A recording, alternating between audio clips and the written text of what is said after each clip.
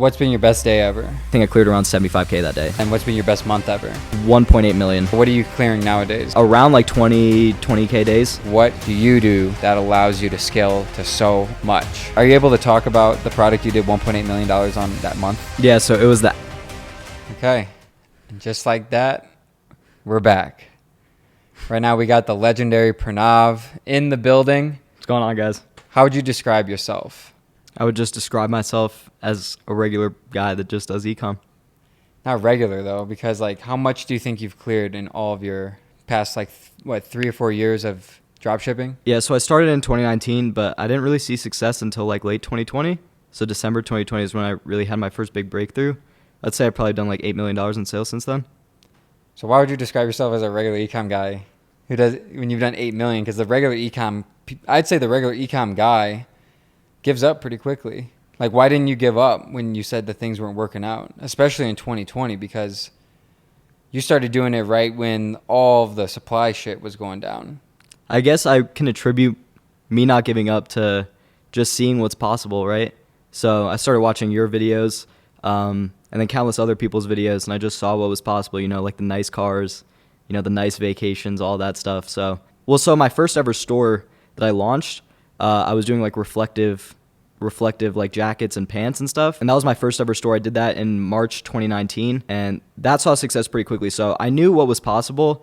And then, I had, like a year where nothing was really working out. I was attending college at the time. I was kind of like going back and forth, like schoolwork, whatever, ecom. And then right as soon as coronavirus came around in March 2020, that's when I kind of went all in on ecom, and I started seeing a little bit of traction.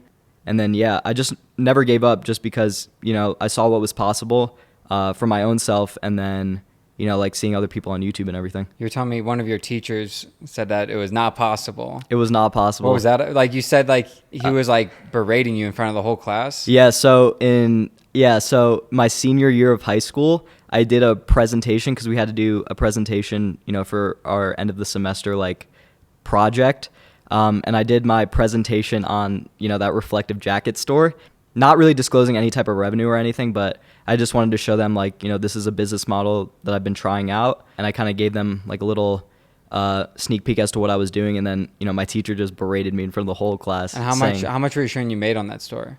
I think it wasn't really anything significant. I think my first store, it did like 50K rev in 2 months, which is obviously not anything significant looking back at it now. But, having my first 10K in the bank account then after, I paid off everything, it was pretty surreal. What do you think was in the mind of that teacher who said that even though you're like having success that it wasn't going to work? Like, what was his justification? Because it makes no sense that someone would be saying that this is like making fun of it, but you're like, I'm putting up 25K months. Yeah, so he just said that shipping from China was just never going to work. And that's what I explained what dropshipping was, because obviously I was new to it at the time, right? And I didn't know all the ins and outs of it.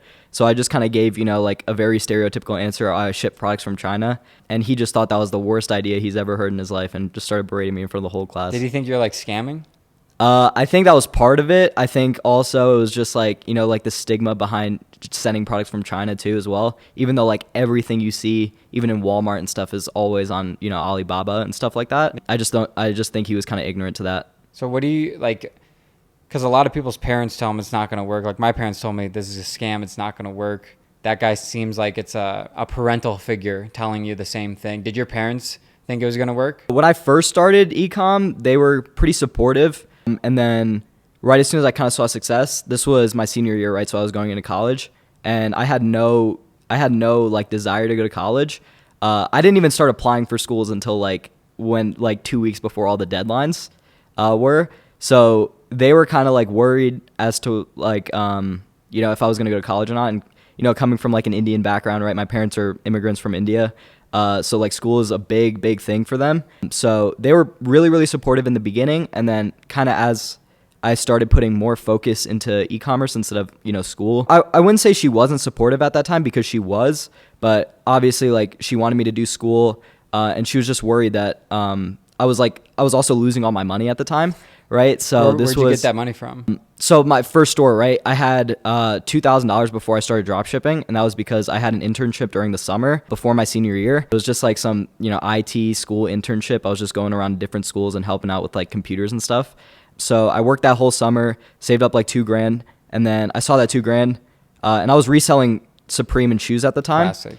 Yeah, so I was like, okay, like I haven't really made too much money off of this, so let me find something else. And then I found your day in the life of a pro dropshipper video. Classic. And then I was like, okay, yeah, it's time for me to go all in. Yeah, and then when I started making money, especially during coronavirus, my mom was super, super supportive. I remember when I first started working for Luca, when I got that Gem Pages job from him, I like ran down to my mom because I was like, this is going to be my big breakthrough. Like this is what's going to get me, a successful drop shipper. And she was really, really supportive. My parents were super, super supportive. So yeah. What do you think you did differently than most people? Because what do they say? Like 85% of people who try drop shipping fail. Like you failed and you kept going. So what do you think sets you apart from someone who, like, you could have given up and then you would have never made the $8 million in revenue following that give up? What do you think that you did different? I think it was just like, it's a very stereotypical answer, right? But it was just like consistency and perseverance. I just saw what was possible, right? From my first ever store. Obviously, not many people will say like their first ever store worked out.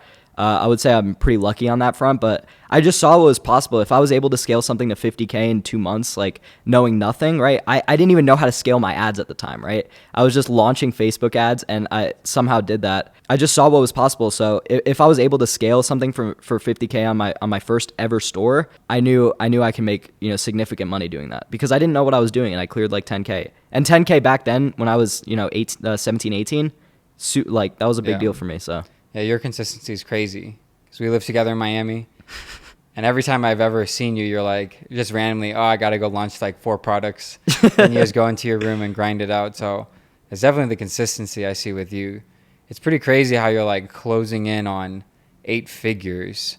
Did you ever expect that when you started it? No, not at all. I really just thought it would be like something I would just do for like a couple of years, not really like make a little bit of money, maybe like make like a couple 100K, like just have my first 100K. That's all I ever wanted, right? I just want to have 100K, and then I was like, okay, I'll try and find another venture to do. But obviously, like as you see, consistency, especially in making money, right? You just don't want to give that up. So I just kind of kept doing it ever since. And like 4 years later, you're still, like you said, you didn't take one day off of drop shipping in like the past 4 years. Yeah. So what are you clearing nowadays? Around like 20K days around. So that's obviously across multiple stores. So I kind of have like a different approach to how I do it compared to a lot of other people. So I'll take one winner that's on one store.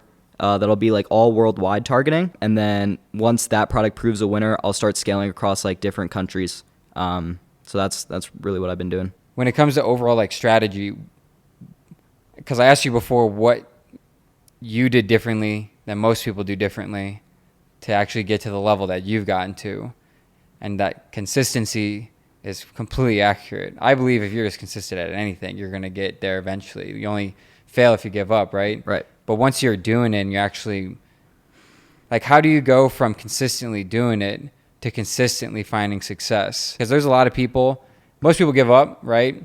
But then there's a lot of people who get hooked and get locked in that like low income level and they don't really know how to scale, or they are finding products that die out quick. What do you do that allows you to scale to so much? So I would say most people, when products die out, it's just because they're catching a trend. I've sold a couple trending products, catching the trend with a couple products, but they've always died out very, very quickly. I think one thing that I do a little bit differently is I only focus on problem-solving products. And then also it's just consistency with your creatives. So like for me, I'm testing like 3 to 4 different creatives a day when I'm scaling a product, and just make sure your product is a problem-solving product, because people will always have, some sort of problems, right?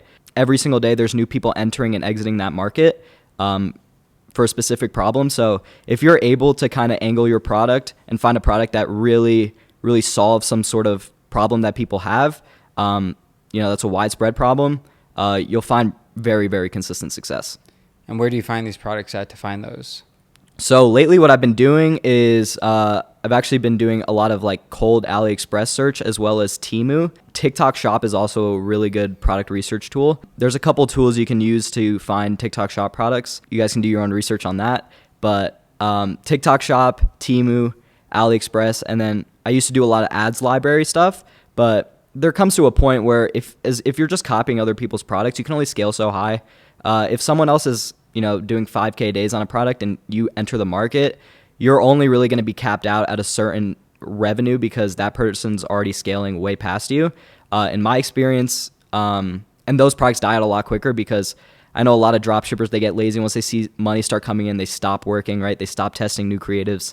They stop testing new angles. They stop testing, different landing pages and stuff like that. So I think if you're able to kind of be first to market with a product that solves, a very big problem, you'll find very, very consistent success. Do you use UGC for your content or how do you go about the content side of things? So in the beginning, what I do to test is I'll literally just find a bunch of videos. So if you can download a couple Chrome extensions that'll let you like reverse image search products or images from AliExpress, Temu, and all these things, and you're able to find it on different Chinese websites such as like 1688, Taobao, and other websites like that. There's a couple Chrome extensions you can do that. So I'll literally just find all the content that I can for that product across, AliExpress, Temu, 1688, Taobao. I'll compile all of those videos, and then I'll just make like a first-person script on how that product solved, X, right? Mm-hmm. And then I'll also do that, with 11 Labs, with a voiceover on 11 Labs. So I'll write out the script. I'll have ChatGPT help me out with the script. I'll get the basic framework. Obviously, ChatGPT is not very...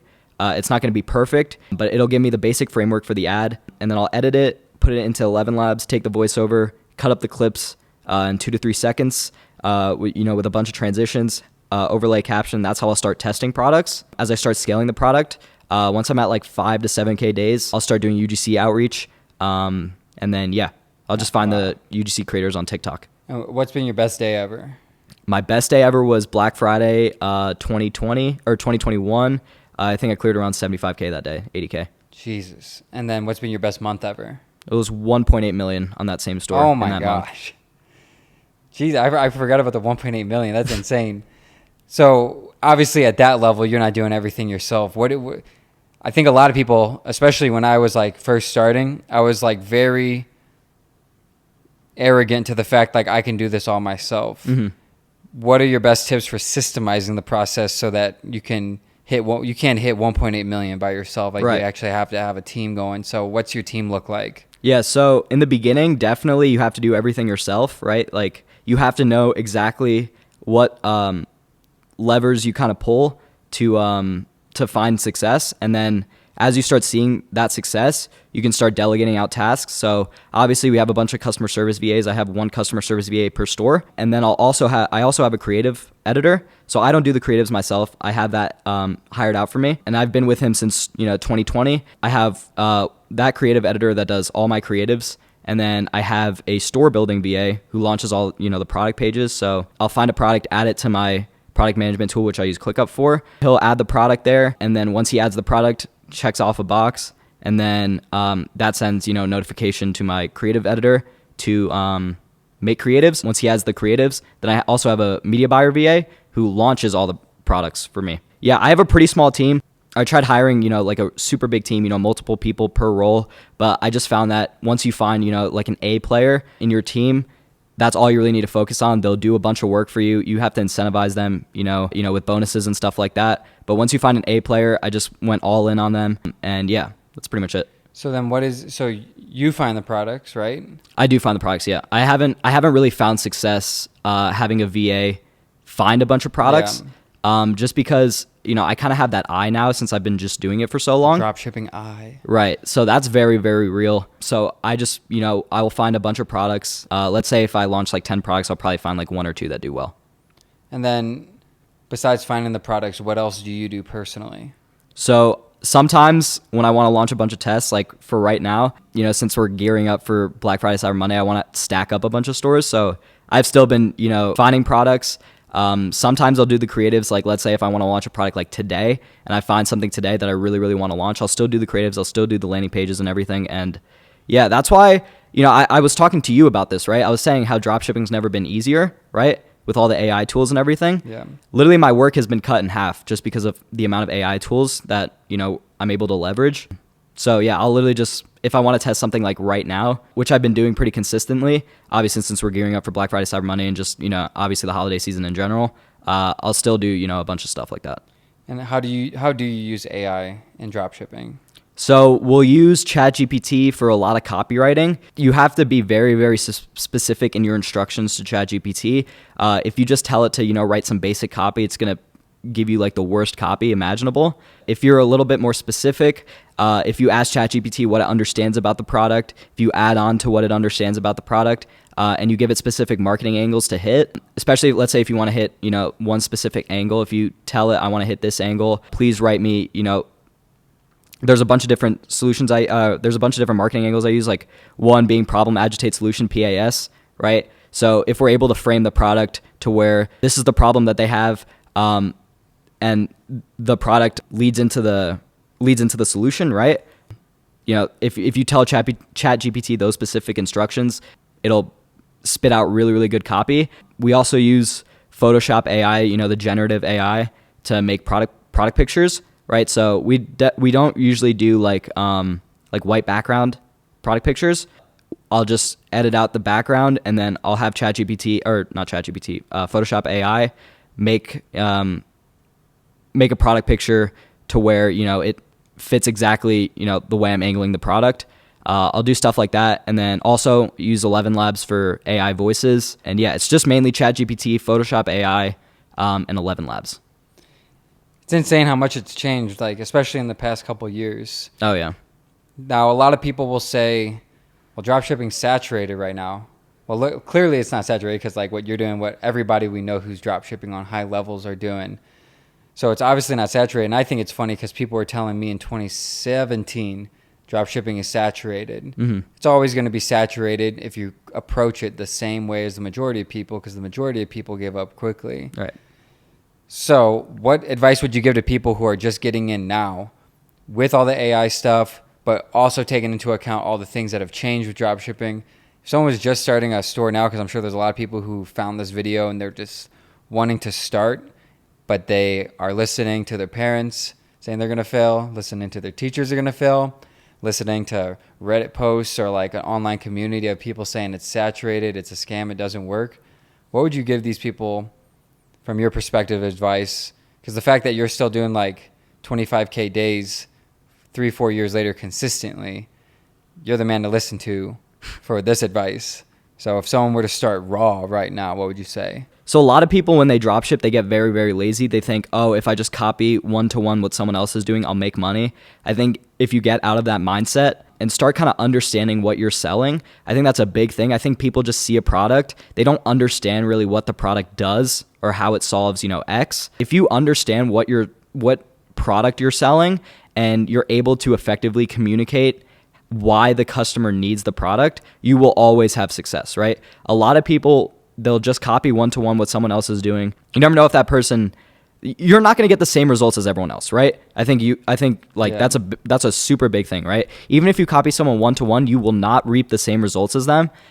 There's a majority of factors that go into it, right? But I would just say if you really understand what it is that you're selling and you're able to effectively communicate why someone needs that product, and you do that obviously across multiple tests, because the first product you test is always not going to be a winner, right? I think it was just a fluke in my case, but the first product you ever sell is definitely not going to be a winner. I can say that with certainty. But as long as you kind of take your time and you understand and effectively communicate what it is that you're selling, to your customer, from your ads to your landing page, you will find success. It's just a matter of just not giving up. But I would say for sure, sell something that's problem solving, right?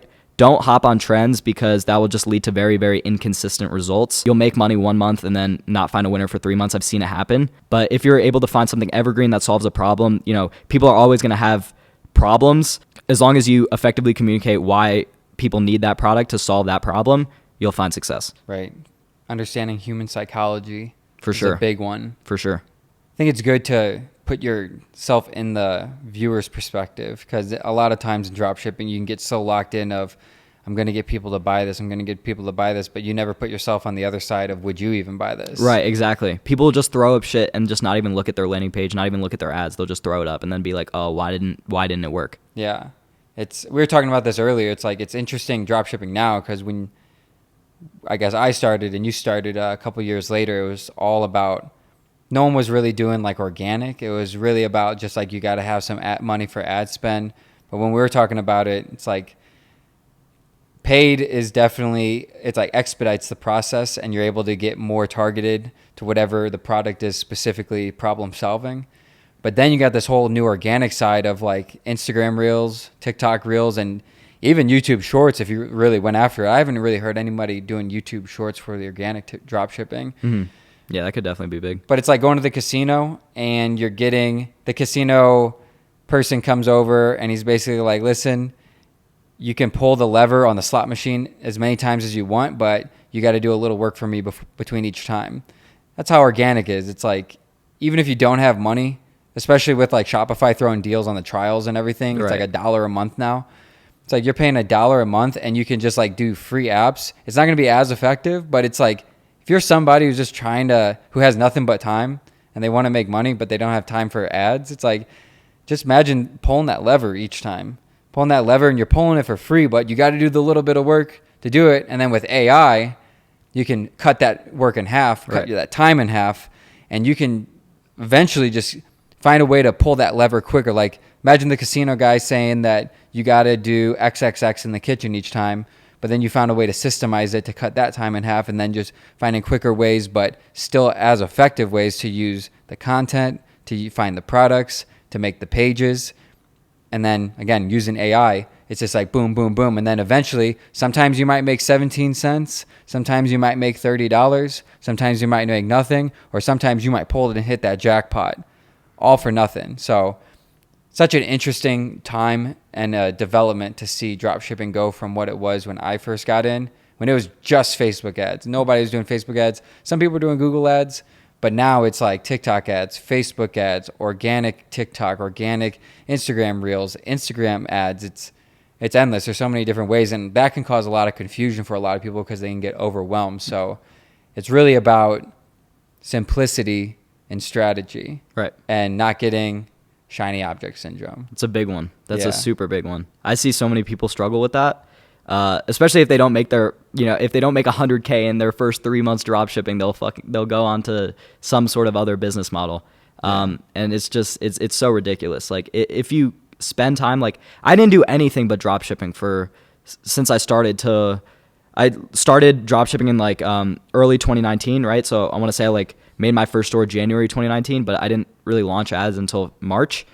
And since March 2019 to when I had my first big breakthrough in December of 2020, that time period, I didn't focus on anything else other than dropshipping. I didn't do anything else. Yeah.